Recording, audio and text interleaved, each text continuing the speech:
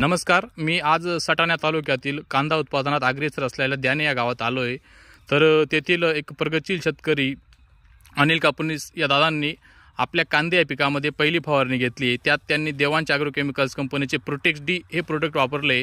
तर त्याविषयी त्यांच्यासोबत एक चर्चा करूया। दादा नमस्कार, आपलं नाव? नमस्कार, माझं नाव अनिल गोपाळ कापुनीस, मुक्काम पोस्ट द्याणे, तालुका बागलाण, जिल्हा नाशिक।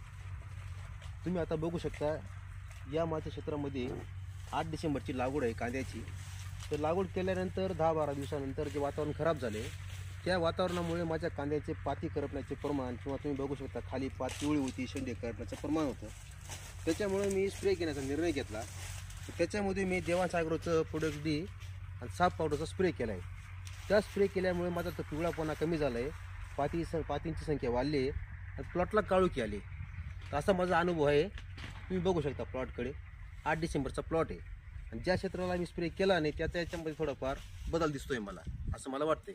इतर शेतकऱ्यांना काय सांगाल? इतर शेतकऱ्यांना मी सांगू एकच शकतो की तुम्ही कमीत कमी 1-1.5 एकरला प्रयोग करून बघा, हा स्प्रे मारून बघा, अनुभव त्याचा घेऊन बघा कसा आहे काय, तुम्हाला कळून जाईल। तुम्ही प्रोडक्टविषयी समाधानी आहात? हो, 1 नंबर समाधानी आहे, त्याच्यामध्ये काही शंकाच नाही। आणि खर्च वगैरे जास्त जातो का एकरी? खर्च एवढा नाही, कारण मला ते 1000 रुपये 1 लिटर प्रमाणे या हिशोबात मिळाले। एका 2चं प्रमाणे 500 लिटरमध्ये आपण कमीत कमी 2.5-3 एकरमध्ये फवारणी करू शकतो याची।